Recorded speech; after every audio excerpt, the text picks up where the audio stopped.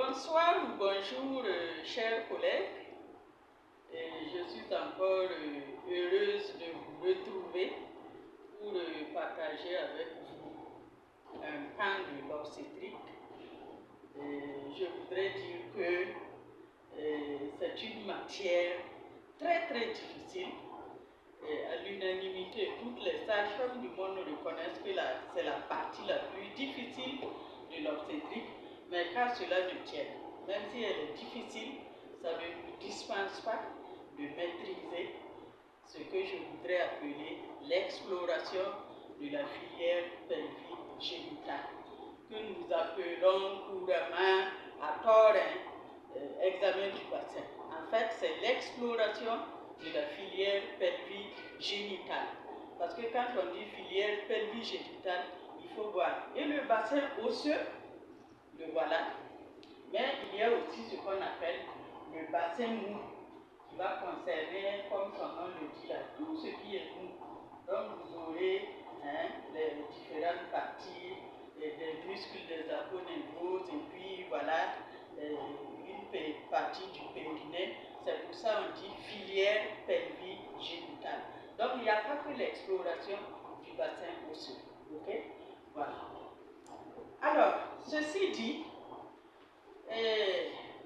pourquoi est-ce que c'est important de faire l'exploration de la filière pelvique génitale?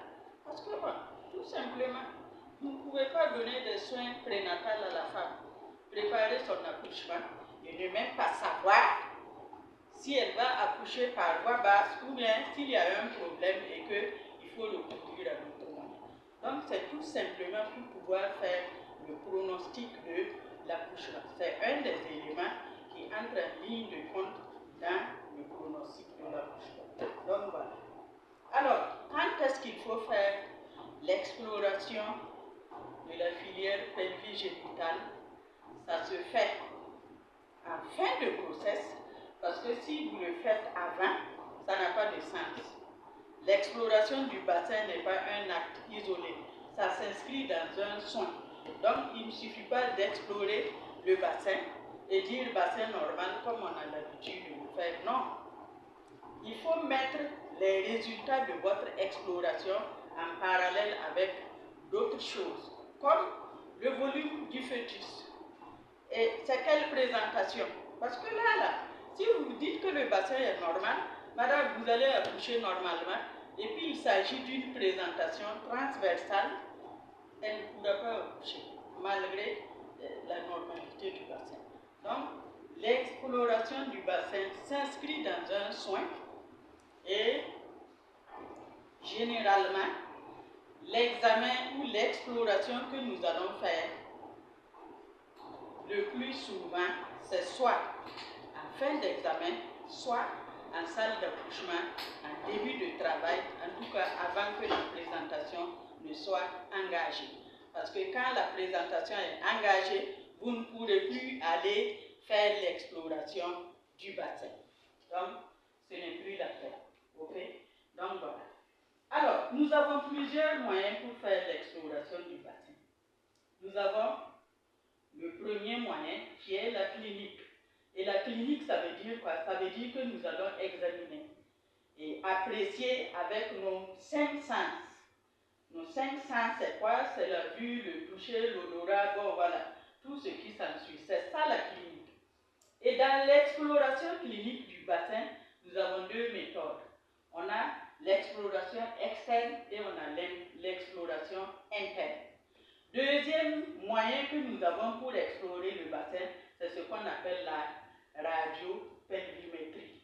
Ou, si vous voulez, radiopelvimétrie, scanopelvimétrie, et ces deux-là relèvent de la paraclinique. Donc, examen clinique, examen paraclinique. Voilà les deux moyens dont nous disposons pour faire l'exploration de la filière pelvique génitale. Ok? Alors, je dois vous dire que l'exploration paraclinique, on n'en parle pas parce que ce n'est pas de notre ressort. Ok, donc on va laisser ça de côté. Ce qui importe pour la sage-femme, le magnéticien, c'est de maîtriser l'exploration interne de la filière pelvigénitale. Donc nous allons nous concentrer sur ça. Mais d'aucuns disent que par rapport à l'exploration externe aussi, il y a des soucis. Bon, on va juste faire prendre quelques mesures externes pour que vous compreniez que pour faire l'exploration externe du bassin, nous avons besoin surtout du compas de Bodeloc, qui ne court pas les rues. Moi, en 37 ans de carrière, je ne l'ai jamais croisé sur le terrain. Ça, ce compas de Bodeloc, il est la propriété de l'ENSP, justement pour les besoins de la pratique. Mais sur le terrain, il n'y en a pas. Les renseignements pris, il semble qu'aucune usine même ne le fabrique encore. Donc, exploration externe du bassin. Bon, ceux qui pourront le faire, il n'y a pas de souci. Quelques mesures, effectivement, peuvent être faites avec le mètre ruban. Mais bon, les autres, c'est surtout avec le compas de Bodeloc. Alors que si on ne l'a pas, ça va être assez compliqué. Donc, nous allons prendre quelques mesures externes avant de nous concentrer sur l'exploration interne. C'est surtout l'exploration interne que la sage-femme, le maïeuticien, doit en tout cas maîtriser. Ok? Voilà. Alors, comme matériel, bon, je pense qu'on va passer dessus.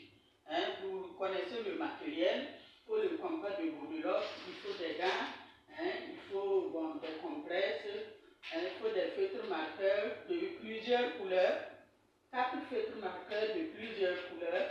Peut-être que vous n'aurez même pas à les utiliser si le bassin est normal. Mais si le bassin n'est pas normal, vous allez les utiliser. Ok? Votre serviette individuelle. Pardon. Il faut aussi 1 mètre ruban. Voilà. 1 mètre ruban.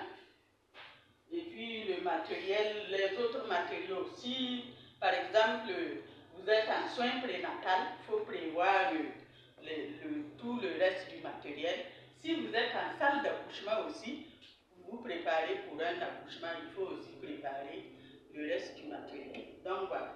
Mais pour l'exploration de la filière pelvigénitale, c'est ce qu'il vous faut. Alors, nous allons utiliser les deux modèles pour faciliter la compréhension. Alors, voilà Madame Zoé. Si vous regardez à l'intérieur de Madame Zoé, le bassin a été configuré pour que vous compreniez sur l'être humain en grandeur nature comment est configuré le bassin osseux. Voilà le bassin osseux.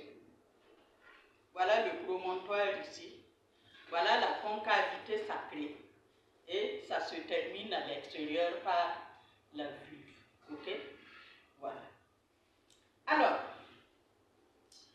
comme je vous le disais, on va commencer avec la pelvimétrie externe. C'est-à-dire que, en fin de grossesse déjà, vous pouvez apprécier quelques mesures externes. Ok? C'est vite fait. Même si vous n'avez pas le compas de Bodeloc, il y a quand même certaines mesures que vous pouvez faire. Mais comme nous avons le compas de Bodeloc, je vais essayer de vous montrer les différents diamètres que vous devez rechercher quand on parle de mensuration externe. Alors, voilà le compas de Bodeloc. Voilà comment il se présente. Vous pouvez le visser et dévisser à votre guise de manière à pouvoir l'ouvrir et le fermer aisément. Donc, vous voyez, voilà. Alors, cette partie est graduée de 1, c'est gradué de 1, vous voyez, de 1 jusqu'à combien? Je ne vois pas très bien, mais voilà, c'est gradué et ça va vous permettre de prendre justement les différentes mesures. Ok? Voilà. Alors, donc, le premier diamètre que vous allez prendre, c'est ce qu'on appelle le diamètre antéro-postérieur, donc d'avant en arrière. Ok? c'est ce diamètre-là, d'avant en arrière, ok? Et pour prendre le diamètre antéro-postérieur, vous vous mettez du côté de la femme, ok? Elle est arrêtée, évidemment.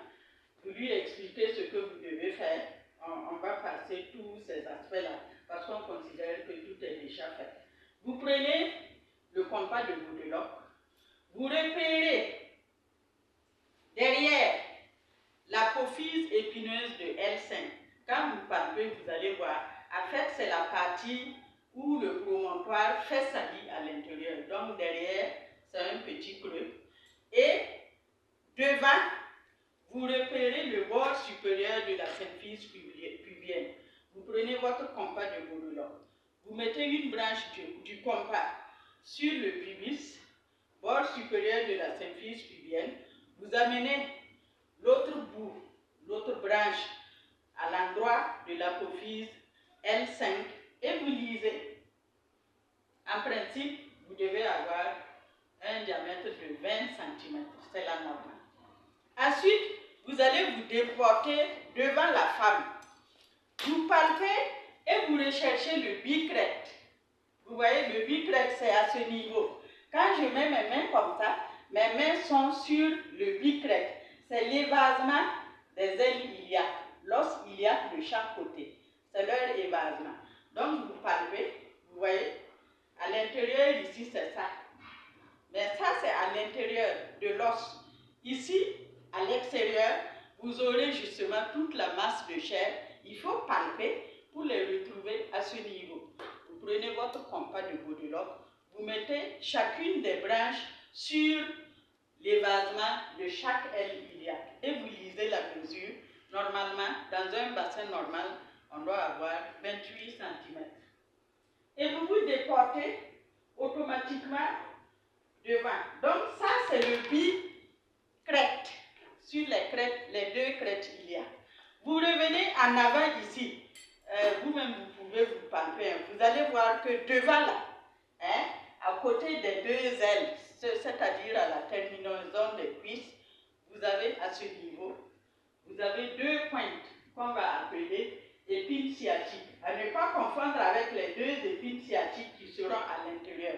Ici, c'est externe. Les deux épines sciatiques, vous mettez chaque branche du compas sur chaque crête iliaque, sur chaque épine sciatique, et vous avez ce qu'on appelle le diamètre bi-épineux. Ok? Et en principe, il fait 24 cm. Ensuite, vous retombez de chaque côté de la femme au niveau des cuisses, où vous allez retrouver les trochantères. Les trochantères, ce sont des tubérosités qui siègent sur l'os qu'on appelle fémur. Donc, vous allez palper et vous allez les retrouver. Vous prenez encore votre compas de Godelock. Vous mettez chacune des branches sur chaque trochantère et vous avez ce qu'on appelle le bitrochantérien. Et le bitrochantérien, dans un bassin normal, mesure 32 cm. Alors, le diamètre que je vous recommande surtout, le diamètre externe que je vous recommande surtout de rechercher, c'est ce qu'on appelle apprécier le losange de Michaelis. Voilà le losange de Michaelis. Ok? Il est très important. Même si vous ne recherchez pas les autres diamètres que je viens de vous montrer là, au moins vous pouvez apprécier le losange de Michaelis. Donc, vous demandez à la femme, ou c'est vous-même qui vous placez comme ça, derrière la femme, vous prenez un feutre marqueur et vous palpez, vous recherchez l'apophyse épineuse de L5. Généralement, c'est marqué par un tout petit trou, une petite saillie dans la chair. Vous mettez un point. Le deuxième repère, c'est la terminaison du pli interfessier. Donc là, ça saute à l'œil. Et ensuite, vous allez rechercher les deux épines iliaques postéro-supérieures matérialisées par deux fossettes. Et les 4 points réunis forme un losange. Ok? Et ce qui est intéressant, c'est que ce losange aura deux diamètres. Nous avons une diagonale et une transversale. Le diamètre le plus intéressant, c'est celui-là. Ok? Qui mesure 10 cm. En fait, c'est un diamètre transverse. Ok? Si vous mesurez et vous n'avez pas 10 cm, ça voudrait dire que le bassin sera un peu rétréci et en principe, quand vous allez étayer avec les résultats de l'examen externe, vous serez situé et vous serez plus à l'aise pour faire un bon pronostic de l'accouchement. Donc voilà le losange de Buckerus qui termine l'exploration externe du bassin. Alors, vous allez voir que dans l'exploration interne, nous allons réserver deux diamètres importants que nous devons pratiquer pendant que la femme est couchée. Mais pour respecter justement le confort, l'intimité de la femme, nous n'allons pas la faire coucher, prendre juste ces deux mesures externes, la faire redescendre, ainsi de suite. Donc, on a convenu que ces deux diamètres qu'on prend à l'externe là, on laisse, quand on fait la pelvimétrie interne, on va en même temps explorer ces deux diamètres. Donc voilà ce qu'on pouvait dire par rapport à l'exploration externe du bassin ou de la filière pelvigénitale. Maintenant, nous passons à l'exploration interne. Et je répète, pour toute sage-femme, tout maïeuticien, la maîtrise parfaite de l'exploration du bassin osseux et du bassin mou est non négociable. Sinon, ce n'est pas la peine. Ok? Voilà. Donc, nous allons nous appesantir sur l'exploration interne du bassin. Et comme je le disais tantôt, l'exploration du bassin n'est pas un acte isolé. Vous ne pouvez pas convoquer une femme, madame, reviens demain, et puis on va faire l'exploration du bassin. C'est insensé. L'exploration du bassin s'inscrit dans un soin. Soit soin prénatal, la femme est à la fin de sa grossesse et vous faites l'exploration de la filière pelvigénitale. Ou elle entre en travail dans votre maternité et lors du soin, voilà l'examen que vous allez faire dans le cadre de son accouchement là, vous allez faire l'exploration du bassin en même temps. Ok? Alors, pour l'exploration interne du bassin, on n'a pas d'autre choix, c'est à travers le toucher vaginal. Donc voilà comment on fait le toucher vaginal, s'il vous plaît. Les sages-femmes maïeuticiens ne savent pas faire des touchés vaginaux. Quelquefois, on le trouve 3 doigts à l'intérieur, ou c'est 4 doigts. Non. Voilà comment on fait un toucher vaginal. C'est très important pour l'appréciation des différents diamètres. Sinon, vous allez fausser les choses.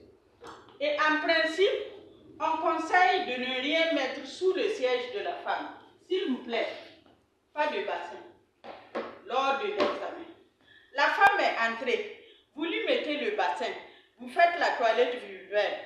Si y a rompre la poche, vous rompez la poche des os, ainsi de suite. Et après, pour passer à l'examen, normalement même le toucher vaginal, on ne fait pas l'examen avec un bassin de lit sous le siège de la femme.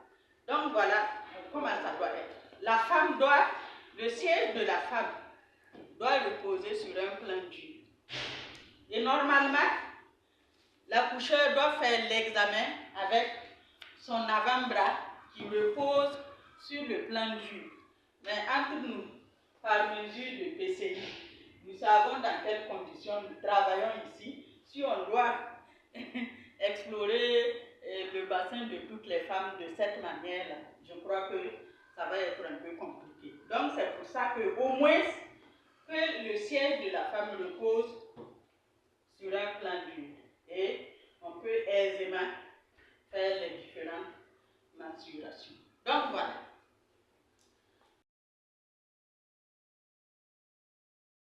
Donc pour l'exploration interne du bassin, évidemment, c'est à travers le toucher vaginal. Donc j'ai besoin de porter des gants. Mais pour l'exploration externe, à moins que la femme ait des lésions sur le corps ou ainsi de suite, sincèrement, on n'a pas besoin de porter des gants. Quelquefois aussi, ça entre dans le respect de la dignité de la femme. Donc voilà. Alors, pour l'exploration interne du bassin, comme je le disais tantôt, ça se fait lors d'un toucher vaginal. Et quand vos doigts sont à l'intérieur du vagin d'une femme, vous recherchez au moins 5 à 6 éléments. Vous ne pouvez pas dire, madame, venez, c'est pour explorer le bassin. Vous rentrez, vous explorez le bassin et vous ressortez. Non. En rentrant dans le vagin d'une femme, vous devez d'abord apprécier le vagin et les muscles vulvo-vaginaux, premier élément. Deuxième élément, le col. Si c'est une femme en travail, vous allez apprécier la poche des os. Ensuite, la présentation. Le segment inférieur, et c'est seulement après le segment inférieur que vous arrivez au bassin. Et vous allez examiner le bassin étage par étage en redescendant. On commence par le premier étage qui est le détroit supérieur. Le deuxième étage, c'est l'excavation et le détroit moyen. On accepte qu'on dise excavation ou détroit moyen. Et vous terminez avec le détroit inférieur. Ok? Alors, donc, une fois que vous appréciez le segment inférieur, vous êtes au niveau du bassin. Premier élément à explorer, le premier étage, le détroit supérieur. Voilà le détroit supérieur. Quand on parle de détroit, c'est juste une ligne qui sera délimitée par plusieurs points. Premier point de repère du détroit supérieur, c'est en arrière. Le promontoire, cette saillie-là, c'est ça qu'on appelle promontoire. Voilà le promontoire. Ok? Deuxième aspect, les lignes innominées de chaque côté. Et troisième point de repère, le bord supérieur de la symphyse pubienne. Donc c'est cette limite-là qu'on va appeler détroit supérieur. Et c'est ça que vous allez apprécier. Et vous allez rechercher 3 éléments. Détroit supérieur, 3 éléments. Premier élément, projetez vos doigts le plus loin possible derrière la femme. Alors, la tête fœtale sera là. Il y a des prestataires qui pensent que tant que le col n'est pas ouvert, on ne peut pas explorer le bassin. Ce n'est pas vrai. Vous amenez vos doigts derrière la présentation, vous remontez la concavité sacrée et vous cherchez à aller vers le promontoire. Et dans un bassin normal, vous ne pourrez pas atteindre le promontoire. Et on vous dit aussi que l'examen du bassin doit se faire en principe avant que la présentation ne soit engagée. Parce que quand la présentation est engagée, vous ne pouvez plus passer entre la présentation pour aller explorer le détroit supérieur et les autres éléments. Donc ce n'est plus possible.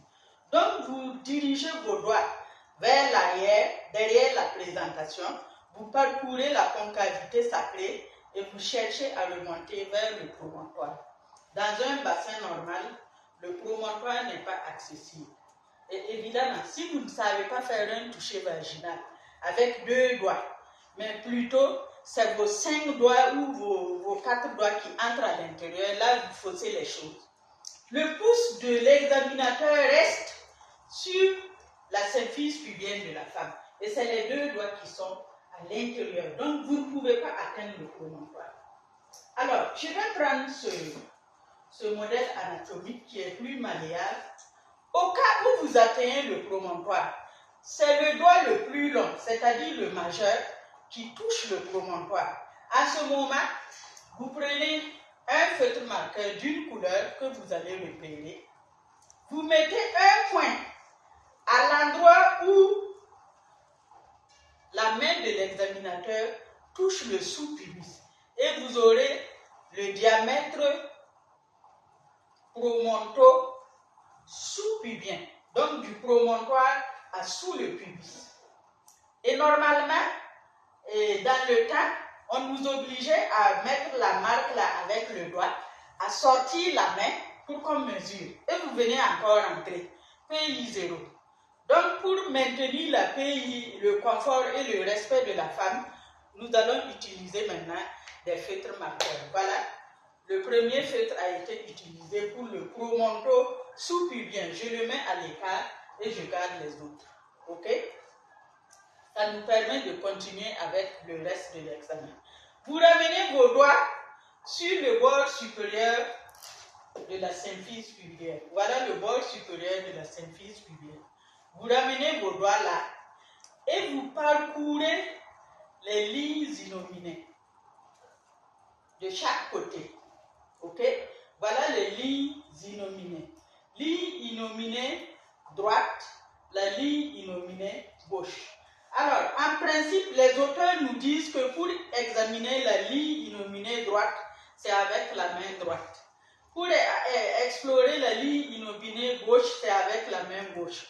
Mais on ne peut pas mettre toutes les deux mains dans le vagin de la femme. Donc, à moins que la femme ne soit, elle n'ait une boiterie prononcée qui atteint le promontoire et rend voilà, le bassin asymétrique, on s'efforce d'examiner la ligne droite pour les droitiers, la ligne innominée gauche pour les gauchers, et on déduit que l'autre ligne innominée aussi est normale. Voilà. Dans un bassin normal, vous allez suivre la ligne innominée seulement jusqu'au niveau des 2 tiers antérieurs. Le tiers postérieur qui va jusqu'au promontoire échappe à votre exploration, si le bassin est normal. Mais si vous avez déjà touché le promontoire, vous allez suivre la ligne innominée et déboucher encore sur le promontoire. Ok? Donc voilà les 3 éléments à rechercher au niveau du détroit supérieur. Donc, premier élément, cherchez à toucher le promontoire. Deuxième élément, suivez les lignes innominées pour voir est-ce que vos doigts perdent le contact au niveau des 2 tiers antérieurs ou bien vous les suivez totalement. Et nous en avons fini avec le premier étage, qui est le détroit supérieur. Vos mains descendent, nous sommes maintenant au niveau de l'excavation pelvienne et du détroit moyen. Vous voyez, je vous disais tantôt que le détroit, c'est juste une ligne. Voilà le détroit supérieur, voilà le détroit inférieur. Donc, tout ce qui reste là, c'est ce qu'on va appeler excavation pelvienne. Et à l'intérieur de l'excavation pelvienne, vous avez une petite partie qui est rétrécie, matérialisée par ces 2 pointes-là, qu'on va appeler épine iliaque. Ok? Bon, épine iliaque, c'est trop dit. Le diamètre là, c'est le bi-épineux. C'est pour ça qu'on dit que ce sont vraiment des pointes. Hein. C'est des pointes et c'est pour ça qu'on dit que c'est des épines. Et donc, le diamètre ou la distance entre les deux là, c'est ce qu'on va appeler le bi-sciatique ou bi-épineux. Et c'est ça que la présentation doit franchir dans l'engagement. Et une fois qu'elle s'engage, ces 2 pointes-là vont faire de telle sorte qu'elle va marquer une pause, faire une rotation avant de pouvoir se dégager au niveau du détroit inférieur. Donc ces 2 pointes-là, c'est vraiment important pour l'accoucheur, son appréciation. Voilà. Donc vous allez explorer l'excavation pelvienne. Au niveau de l'excavation pelvienne et du détroit moyen, vous aurez 4 éléments à rechercher. Donc, détroit supérieur, 3. Détroit moyen et excavation, 4 éléments. Premier élément, vous allez apprécier la hauteur et le degré d'inclinaison de la symphyse pubienne. Je m'explique. La symphyse pubienne, là, vous voyez qu'elle n'est pas droite, hein, elle n'est pas rectiligne. Ici, là, c'est un peu surélevé, et là, c'est un peu abaissé. C'est ça, apprécier la hauteur et le degré d'inclinaison de la symphyse pubienne. Parce que vous voyez, si ça, c'est trop descendu, ça va réduire les diamètres antéro-postérieurs. Si c'est trop surélevé aussi, ça va réduire les diamètres transverses et ça va faire ce qu'on appelle un bassin plat.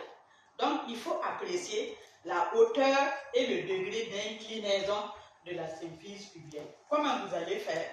Donc, vous ramenez vos deux doigts au niveau de la face postérieure de la symphyse pubienne. Voilà la face antérieure. Vous mettez vos deux doigts contre la face postérieure de la symphyse pubienne et vous parcourez pour voir est-ce que c'est normal, est-ce que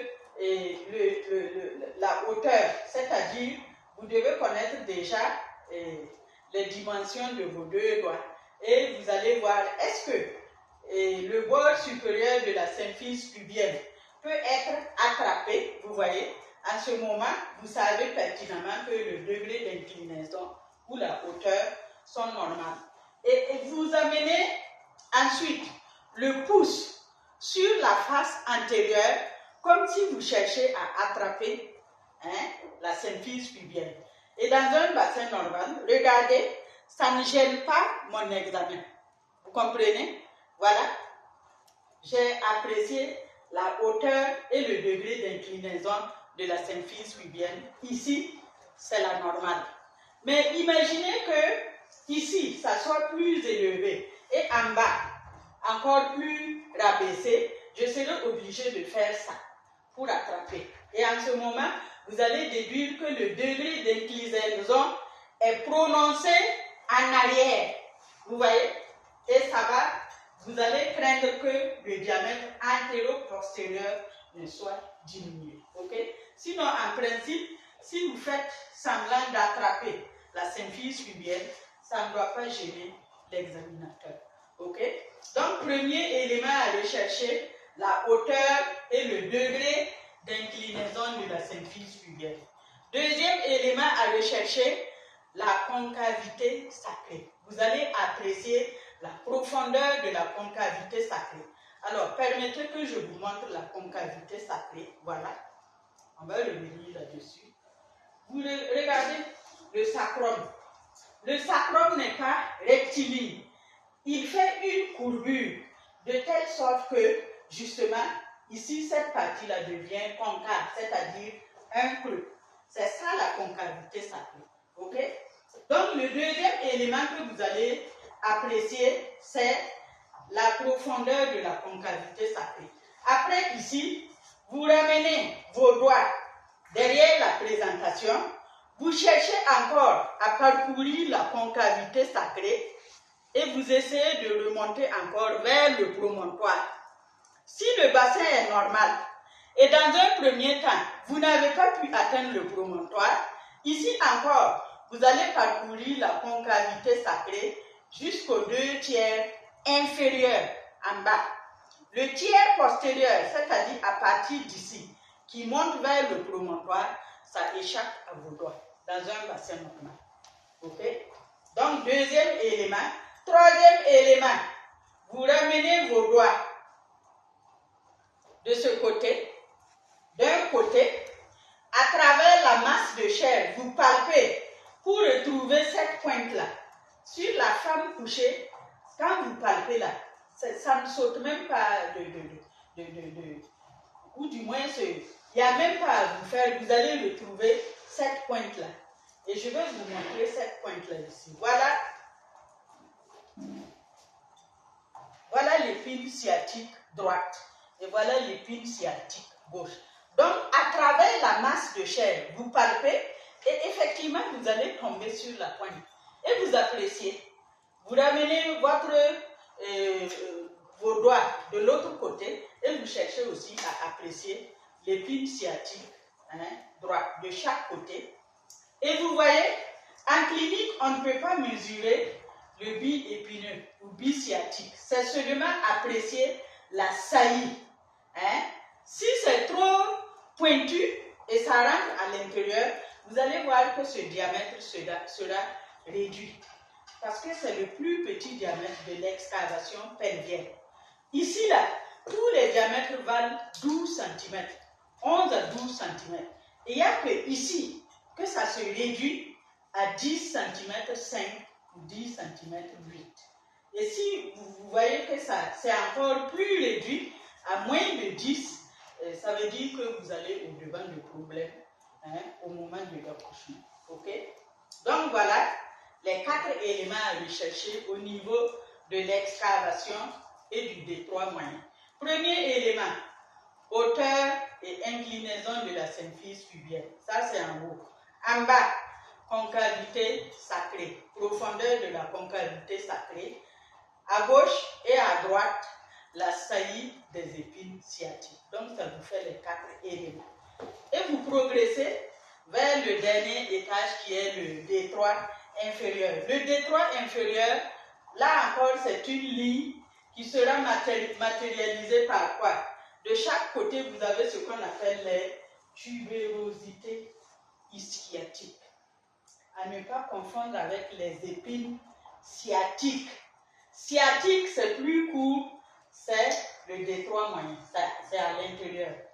Tubérosité ischiatique, si vous ajoutez le is là, ça c'est au niveau du détroit inférieur.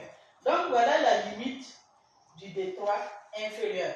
Alors la pointe du coccyx c'est parti ici, mais je prends ce modèle anatomique qui a toujours son coccyx. Donc vous voyez, les limites du détroit inférieur, vous avez la tubérosité ischiatique, vous avez la pointe du coccyx, la deuxième tubérosité, et voilà, c'est ça qui délimite le détroit inférieur sous le pubis.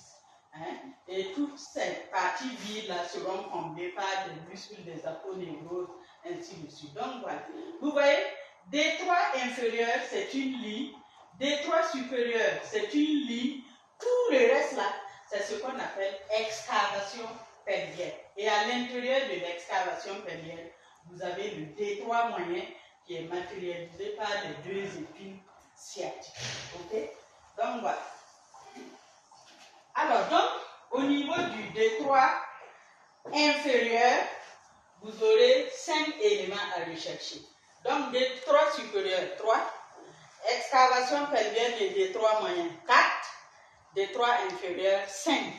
Et comme je vous le disais, vous aurez à rechercher 3 éléments à l'intérieur et 2 éléments à l'extérieur par rapport à l'appréciation du détroit inférieur. Ok?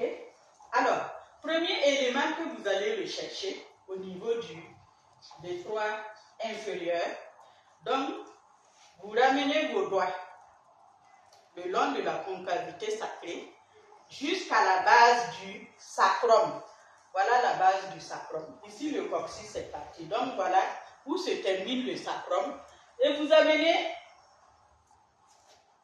le reste de votre main sous le pubis. Vous prenez encore un marqueur d'une couleur différente. Vous faites une marque à l'endroit où votre main touche le sous-pubis. Et vous voyez, le majeur est au niveau du sacrum. Ça va vous donner le diamètre sous-sacro, donc sous le sacrum, sous le pubis. Et vous voyez, c'est le rose, retenez.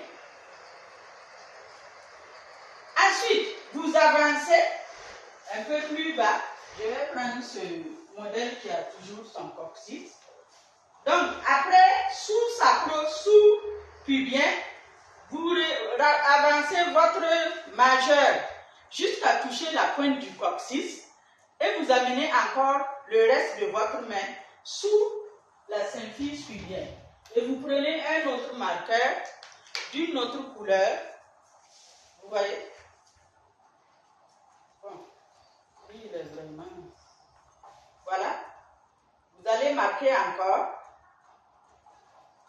Vous allez faire une marque pour le sous-coccyx, sous-pubien. C'est le diamètre sous-coccyx, sous-pubien. Ça fait 2 éléments. Troisième élément à apprécier, ramenez votre majeur sur la pointe du coccyx et vous exercez une légère pression. Et vous essayez de voir, est-ce que le coccyx bouge? Est-ce qu'il est immobile? Est-ce qu'il bouge vraiment beaucoup? Ou est-ce qu'il y a une résistance? C'est ça, apprécier la mobilité de la pédale coccygène. Alors, s'il vous plaît, on n'a pas dit de défoncer le coccyx des femmes. On a dit d'exercer une légère pression. On n'a pas dit d'appuyer jusqu'à ce que le coccyx se désadapte du reste des os. Ok? en ce moment, vous avez fini votre toucher vaginal qui a cherché tous les éléments en présence. Et c'est en ce moment que vous allez ressortir la main. La première des choses, après être sorti du vagin d'une femme, c'est de regarder qu'est-ce que vous avez sur les doigts du gant. Est-ce que c'est du sang? Est-ce que ce sont des pertes blanches? Est-ce que c'est du pu? Est-ce que? Donc, vous appréciez vos gants. Alors, si la propreté vous permet de continuer l'examen, vous le faites. Dans le cas contraire, rapidement, vous enlevez ce gant. Vous portez un autre gant d'examen. On n'a pas besoin de gants stérile. Un autre gant d'examen pour pouvoir continuer l'exploration externe. Alors, exploration externe, il nous reste 2 éléments à apprécier. C'est ce qu'on appelle le diamètre. Bon, on va commencer par le degré d'ouverture de l'ogive pubienne. Alors, l'ogive pubienne, c'est ça. L'ogive pubienne est matérialisée par les 2 branches ischio-pubiennes, les voilà, les 2 branches ischio-pubiennes qui vont dessous le pubis et se terminent au niveau des tubérosités ischiatiques de chaque côté. C'est ça les branches ischio-pubiennes. Et regardez la figure que fait les branches ischio-pubiennes. Vous voyez ici, c'est un triangle. Et en géométrie, on appelle ça quoi? Un angle. C'est pas ça. Donc, ces 2 branches ischio-pubiennes-là délimitent ou forment un angle qui est très important pour le pronostic de l'accouchement. Alors, les branches ischio-pubiennes peuvent se rapprocher comme ça. Vous voyez? En ce moment, l'angle est comment? Aigu. Et si les 2 branches ischio-pubiennes se rapprochent, évidemment, ça veut dire que les 2 tubérosités vont se rapprocher et le diamètre bi-ischiatique va être réduit. S'ils s'écartent aussi de cette manière, on aura ce qu'on appelle un angle obtus. En ce moment, c'est les diamètres antéro-postérieurs qui vont se rapprocher et ça va provoquer ce qu'on appelle un bassin plat. Ok?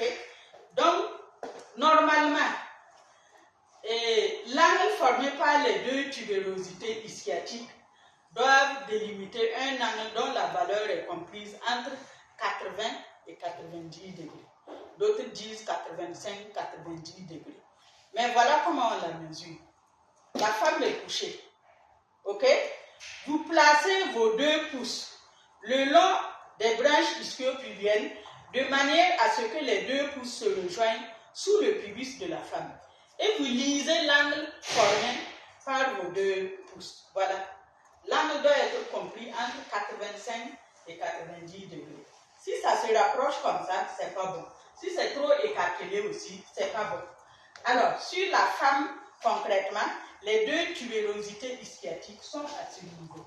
Donc, voilà comment vous faites.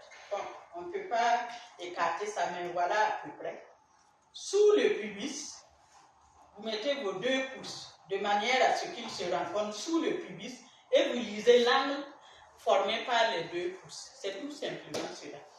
Et c'est ça qui donne le degré d'ouverture de l'ogive pubienne. Dernier diamètre à apprécier, c'est ce qu'on appelle le bi-ischiatique. Je répète encore, le bi-ischiatique n'est pas à confondre avec le bi-sciatique ou bi-épineux qui est au niveau du détroit moyen. Le bi-ischiatique joint les 2 tubérosités ischiatiques. Et là, on a 2 manières d'apprécier le bi-ischiatique. Bon, il y a la méthode de Tarnier, qui se mesure avec le mètre ruban. Et voilà, donc vous prenez votre mètre ruban et là on aura besoin d'un aide. S'il n'y a pas d'aide, vous allez vous débrouiller.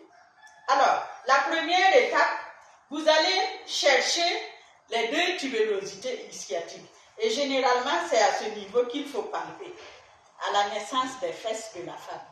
Donc, vous palpez, vous allez repérer les 2 tubérosités ischiatiques. Vous mettez vos ongles, vos pouces à l'intérieur, ok? Vous voyez? Angle à l'intérieur.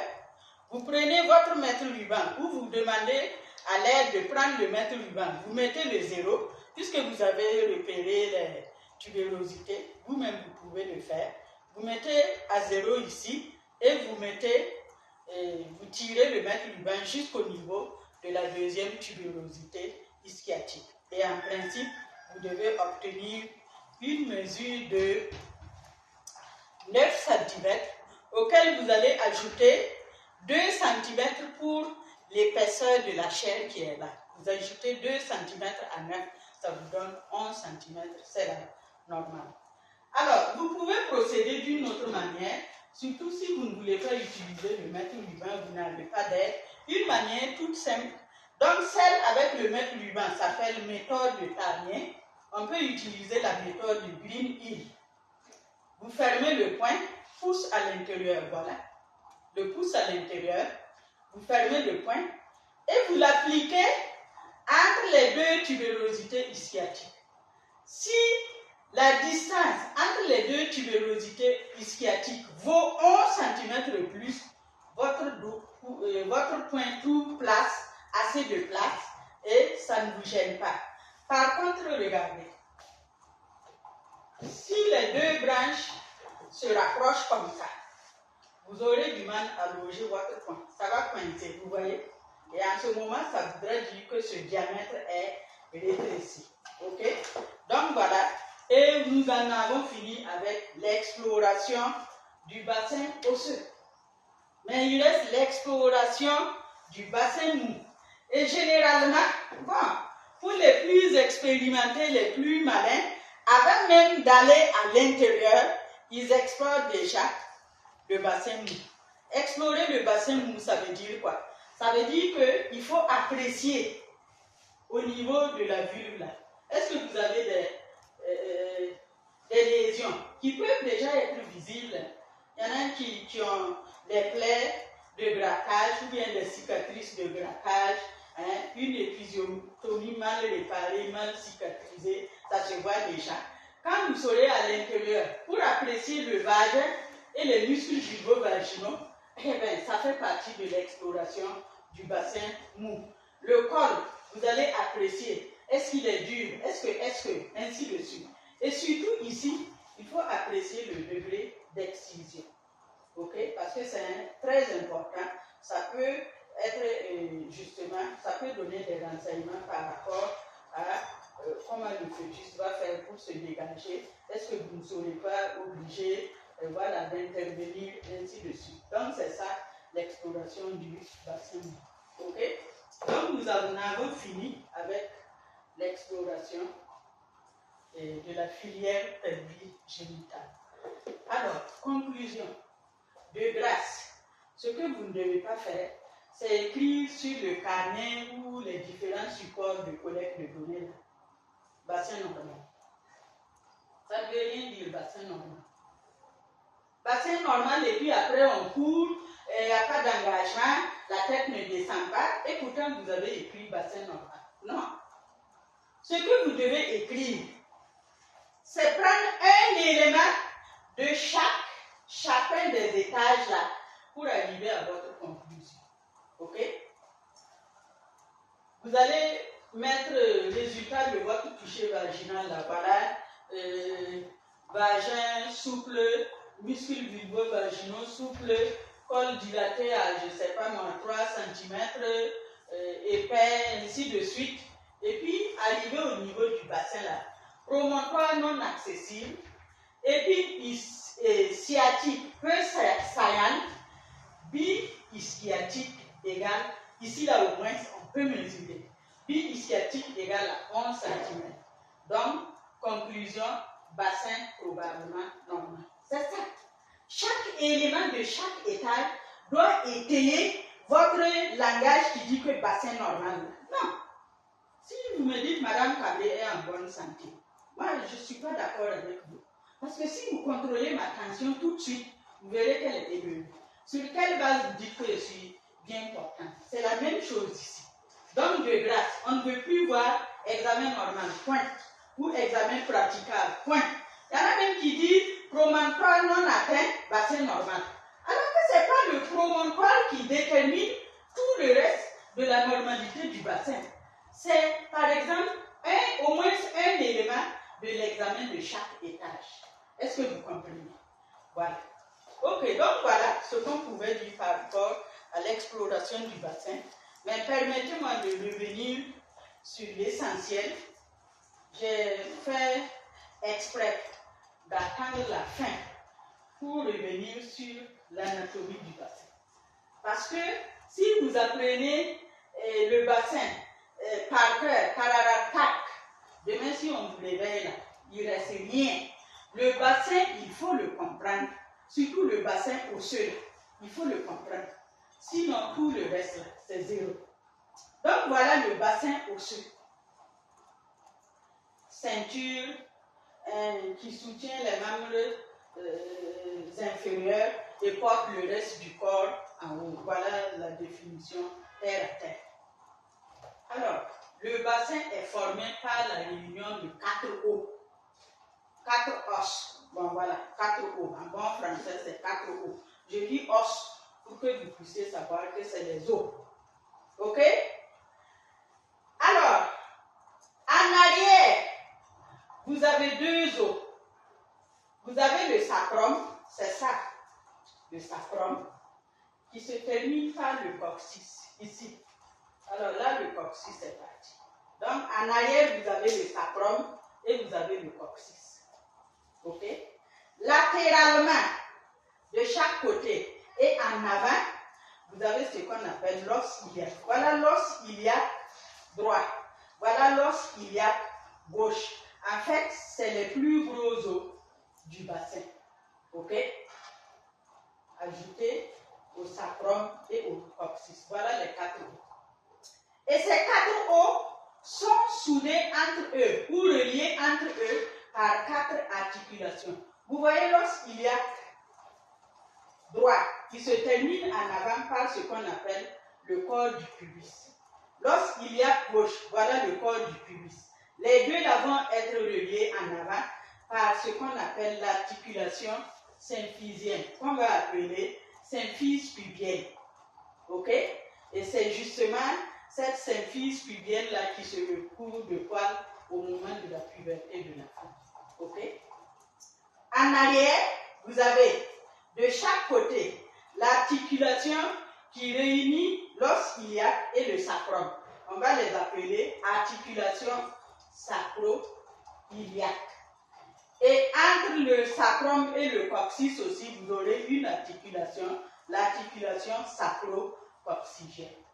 Donc, si vous ne connaissez pas ça, quand on va vous dire allez au niveau de l'aile iliaque, si vous ne connaissez pas l'os iliaque, où vous allez trouver son aile? C'est ça qu'on appelle aile iliaque, l'évasement des ailes iliaques. Quand je fais ça, mes mains sont sur l'évasement des ailes iliaques. Quand je suis assise, et quand vous êtes assise, c'est comme ça. Vous êtes assise derrière, la pointe du coccyx est sur la chaise, les 2 tubérosités ischiatiques sont sur la chaise, et vos jambes là, les fémurs là, sortent par là. Ok? Ça, c'est le trou obturateur, ça va être bouché par, ça livre passage au vaisseau, au nerf, et puis aux muscles, ainsi de suite. Et vos fémurs sont ici, avec les trochantères de chaque côté. Il faut connaître ça, sinon ce n'est pas possible. Donc ça, c'est les évasements des ailes iliaques, et c'est ça qu'on appelle ischion. Et c'est pour ça que les 2 branches qui vont se réunir ici sous le pubis sont appelées branches ischio au niveau de l'ischion pubienne. Donc ces branches relient l'ischion au pubis. C'est pour ça qu'on dit branche ischio-pubienne. Parce que si vous ne connaissez pas ça, et on vous dit placez vos 2 doigts sur les branches ischio-pubiennes, il y en a qui font ça. Après ils disent non. Et ils sont là à chercher. Non, voilà les branches ischio-pubiennes. Voilà l'ischion, voilà l'ilion, voilà le sacrum qui se termine par le coccyx. Donc c'est important à connaître le bassin, l'anatomie du bassin. Alors, comme physiologie, bon, je vais dire quelque chose de très important. Je vous ai montré le bassin. Le bassin tel que décrit réunion de 4 os par 4 articulations. C'est le bassin de l'homme, c'est le bassin de la femme. Ok? Alors, là où on va faire la différence, c'est chez la femme. Le bassin de la femme va se subdiviser en 2 parties. Voilà le grand bassin. Ça là, c'est le grand bassin. Généralement, ça contient les organes digestifs, urinaires, ainsi de suite. Le foie, les intestins grêles, gros intestins, tout est là, les reins, ainsi de suite. Ok? Et maintenant, on a le petit bassin qui serait délimité justement par le promontoire en arrière, les lises innominées, le bord supérieur de la symphyse pubienne. Et maintenant, toute cette partie qui commence au niveau du détroit supérieur va être appelée bassin obstétrical ou petit bassin ou pelvis. Et généralement, tous les organes reproducteurs de la femme sont contenus dans le petit bassin. Ok? Et quand la femme est enceinte, eh bien, jusqu'à 3, peut-être 4 mois même, l'utérus est toujours intrapelvien, c'est-à-dire dans le petit bassin. C'est pour ça que, avant 5 mois, personne ne sait, je dis personne, nous les professionnels on sait, mais le commun du mortel ne sait pas que la femme est enceinte. Il faut que la femme quitte le petit bassin, s'étale maintenant au niveau du grand bassin pour que les gens sachent qu'effectivement, elle a un ventre de 5-6 mois. Ok? Voilà. Alors, ce qu'il faut savoir, c'est que le jour de l'accouchement, donne-moi un fœtus. Ici. L'essentiel de l'accouchement, quand le jour de l'accouchement arrive, c'est la traversée du petit bassin là, plutôt, qui va constituer l'essentiel de l'accouchement. Donc, quand on dit que la femme est en travail, c'est parce que le fœtus veut traverser le petit bassin pour sortir. Donc, il va faire son engagement au niveau du détroit supérieur. Et l'engagement, c'est quand la plus grande circonférence de la présentation a franchi l'aire du détroit supérieur. Vous voyez? Il a franchi l'aire du détroit supérieur, donc les épines sciatiques. Une fois qu'il franchit les épines sciatiques, impossible de continuer. En ce moment, il va faire ce qu'on appelle une descente, puis une rotation pour amener, voilà, soit selon les présentations, au niveau du pubis ou au niveau de l'arrière, là, pour pouvoir continuer, donc effectuer sa descente, sa rotation, et puis maintenant se dégager au niveau du détroit inférieur. Et en ce moment, le fœtus est expulsé, mais l'accouchement n'est pas terminé. Tant que les annexes ne sont pas sorties, tout est dehors, l'accouchement n'est pas fini. Ok? Donc voilà ce que vous devez savoir par rapport à la physiologie. Pardon? Alors, l'exploration du bassin aussi, et faire l'exploration du bassin et conclure que le bassin est normal, d'accord. Mais d'abord, il faut confronter les dimensions du bassin avec celui-là. Ce P, passage, confronté à ce P qui est le passager. Est-ce que les dimensions du passage coïncident avec les dimensions du passager pour que le voyage se passe à l'amiable? Sinon, c'est bonjour les accidents, ou bien? Et c'est ce que je disais tantôt. Confronter les dimensions du fœtus avec celles du bassin, c'est en même temps que vous avez fait l'exploration du bassin là, explorer aussi le fœtus. Parce qu'il y a des gens qui sortent, on vous dit résultat du toucher vaginal, et le bassin est normal, et ils sont arrêtés. Dis mais le fœtus là, comment il est? Et ils veulent le partir. Je dis non, c'est pas le pôle nord que vous devez explorer. Vous avez eu la main dedans, c'était l'occasion de tout rechercher, toutes les informations possibles avant de sortir là. Donc, en même temps que vous avez exploré le bassin, méthodiquement, minutieusement aussi, il faut étudier les caractéristiques du fœtus, qui est le passage. C'est quelle présentation d'abord? Que c'est céphalique? Oui, céphalique. C'est une tête. Alors que tête, c'est pas tête. Céphalique, là, vous savez qu'il y a plusieurs variétés de céphalique. Est-ce que si c'est un front, même si le bassin est normal, ça ne peut pas sortir? Si la présentation vient en transverse, et vous ne vous êtes même pas rendu compte, c'est le bassin là qui vous préoccupe. Non, le bassin est normal, oui, mais de la manière dont il vient, ce fœtus-là, il ne pourra pas sortir. Donc c'est ça aussi l'intérêt de l'exploration du bassin. Vous avez trouvé les résultats, il faut aussi étudier celui-là qui doit justement prendre le chemin de ce passage. Est-ce que les dimensions concordent pour que vous puissiez faire un pronostic fiable? Ok? Donc voilà. Je ne sais pas si j'ai oublié autre chose. Voilà, bon, avec l'exploration du bassin, on ne peut pas tout terminer. Voilà, il y a toujours quelque chose à faire. Donc voilà. Alors, au cas où vous avez atteint le promontoire, vous avez fait une marque avec le premier feutre là, qui est le marqueur bleu. Ce que vous allez faire, demandez à un aide, tu viens. Donc voilà la marque. Vous ramenez la marque là, le long du majeur qui a touché le promontoire, parce que si vous mesurez en diagonale comme ça, la mesure sera faussée. Il faut ramener la marque là, le long du majeur, et vous demandez à l'aide de prendre la mesure. Vous voyez?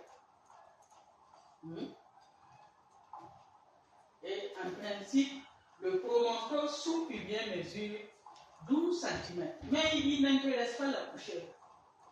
Ce qui intéresse la coucheur, c'est le diamètre utile qui est le promontoire rétropubien. C'est le plus petit diamètre du détroit supérieur que la présentation doit franchir. Donc, comme on ne peut pas cliniquement le mesurer directement, on passe par la mesure du promontoire sous-pubien et on déduit 1,5 cm du promontoire sous-pubien. Donc 11 moins 1,50, il reste combien? 10,50. Pour retrouver la valeur du promontoire rétropubien. Alors, si vous avez mesuré le promontoire sous-pubien, qui ne vaut pas 12 cm, parce que vous avez touché le promontoire. Donc, ça veut dire que vous aurez une valeur comprise entre 11,5 ou 11 même. Vous enlevez 1,5, il va rester combien? 9,5. Donc, c'est très petit et le fœtus ne pourra pas faire son engagement. Donc, probablement, il faut étayer encore avec la recherche des autres éléments pour voir est-ce que l'accouchement pourra se faire par voie basse ou non. Ok? Deuxième mesure que vous avez prise, c'est le sous-sacro, sous-pubien. Toujours vous ramenez la marque au niveau du majeur et vous mesurez. Le sous-sacro, sous-pubien aussi mesure 11 cm. Ok? Et le sous-coccyx, sous-pubien, lui généralement, il mesure 9 cm 5. Mais, au moment du dégagement de la présentation va appuyer sur la pédale coccygène. C'est pour ça qu'on vous dit déjà d'apprécier la mobilité de la pédale coccygène. Si la pédale coccygène se mobilise, vous pouvez être sûr que, quel que soit le diamètre sous-coccyx, sous-pubien, quand la présentation va appuyer sur le coccyx, il va être rétropulsé, c'est-à-dire refoulé en arrière, et ça va augmenter le diamètre antéro-postérieur. Et la présentation pourra se dégager facilement. Ok? Donc voilà. Alors, au cas où le promontoire n'est pas atteint, généralement aussi, pour être plus pragmatique, on n'a pas besoin de prendre le sous-sacro, sous-pubien et le sous-coccyx, sous-pubien. Vous mesurez seulement le sous-coccyx, sous-pubien, et puis voilà, vous terminez avec les autres mensurations à l'excès, et vous avez fini avec l'exploration du bassin. Donc voilà ce que je voulais partager avec vous aujourd'hui. Ça s'est fait dans la dystocie parce que la chaleur a commencé. C'est un peu compliqué, mais bon, qu'à cela ne tienne, j'espère quand même que vous aurez gardé l'essentiel de cette pratique-là. Donc voilà, je vous remercie et je vous souhaite encore de travailler à maîtriser l'exploration de la filière pelvigénitale pour que nous puissions ensemble lutter, contribuer à lutter contre la mortalité, la morbidité des femmes et des nouveau-nés. C'est à cela que nous servons. Donc voilà, je vous remercie.